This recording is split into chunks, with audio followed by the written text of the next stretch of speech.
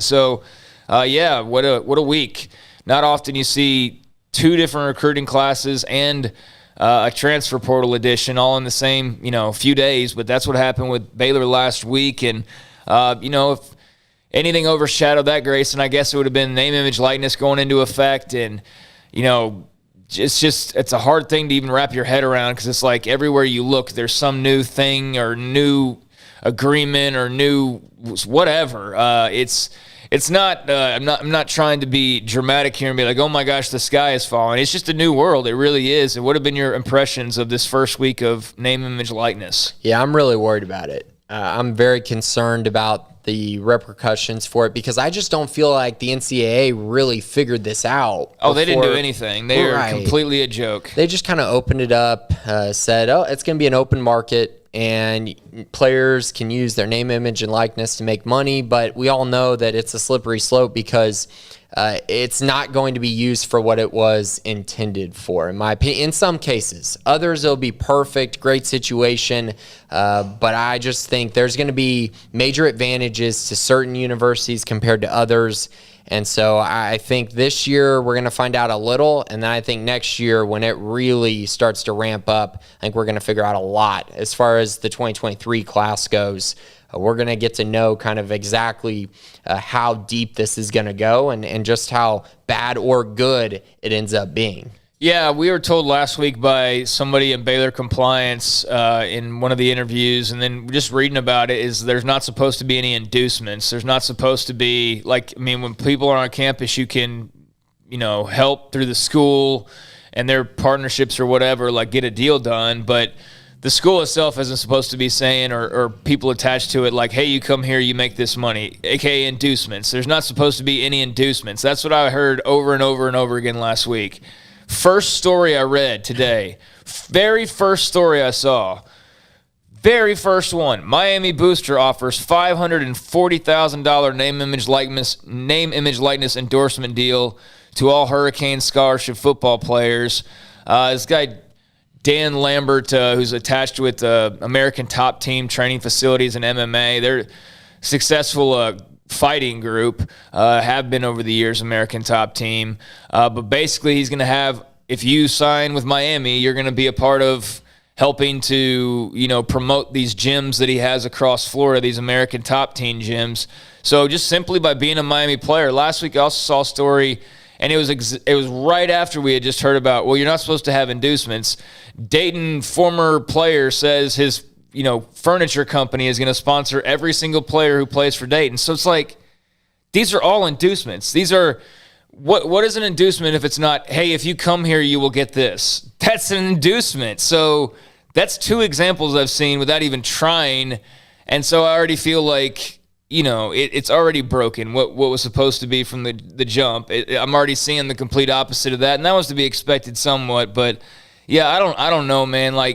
Part of me, I am all for the athletes getting what they deserve based off their name, image, likeness. But the fact that the grown-ups are going to get involved and try to buy their personal dreams, through all this, I know that was kind of going on anyway, so now we basically just ripped the cover off of it, and it's all just on the surface, but I don't know that I like it. I think it's just kind of weird at this point. Right, and the NCAA is going to do nothing about it now. Well, what have they ever done? They can't even punish Baylor. It's been 6 years since the thing started. I know, but then you got guys like Reggie Bush saying how he should have his Heisman back. And it's dude, you cheated when the rules were in place. Yeah. You still did it. You still cheated. You still took money when it wasn't allowed. So I just think it's one of those slippery slope things that I think the NCAA did not really think through. And now they didn't have time to do it. They should have given themselves time to do it. But in this very instance, they didn't expect it to happen. And when you don't prepare for things, you don't take initiative, this is what happens. And now it's open market. It's a professional sport, and it's going to be really interesting to see if college sports can last with that kind of mindset. Well, you can't really blame the NCAA. They only had many years to try to come up with a plan, and they just sat on their hands and did absolutely nothing. And then every time a deadline came up, they said, I don't know, you decide, and then we'll go with that. And then they get decided for them, and then they get a couple years to figure out the details of that, and they sit on their hands, and they come back when the deadline's approaching and go, I don't know, I thought you were supposed to do that. And then the other side does that, and they try to fight a little bit, only to cower like little children. And then another deadline comes up, and surprise, they have nothing ready, and they default to the other person to make the decision for them. I mean, it's a joke, dude. It's a joke of an organization. It really is. They are never proactive. Then ever. They never do anything proactive. They never are on the cutting edge of anything. They're always scrambling on their heels in response, and even then, they never even have a response. It's always like, well, give us to the deadline. And then the deadline comes, and like I was saying, I don't know. Like, they never have any answer to anything. And then they just pop their heads out every few months to, like, take scholarships away from Middle Tennessee State or something for, like, a bowling scandal. You know what I mean? It's like, that's all we ever hear about if they're not promoting some event they're making money off of. And so I just wish they would blow up that organization, because the way name, image, likeness was handled, and look, they could have had the most, like, well-run business in the entire world at the head of this, and name, image, likeness still would have passed, just because simply there's no argument against it. But, like, to not have any parameters in place or anything even ready for the possibility of it, and then when it rolls around, to not only not have anything ready, but basically just say, we're so incompetent, we're just going to leave it up to the schools. Like, what are you there for? What is your – I go on this rant, like, every week now, because I'm fed up about the Baylor thing still not being decided 5 years later, which is a crock in and of itself. But then I just see this name, image, likeness thing coming down the tracks, and everybody knows it's coming, and they just do nothing. They just sit there and let the government tell them what to do. And it's disgusting, because these people are raking in millions of dollars to basically be party planners.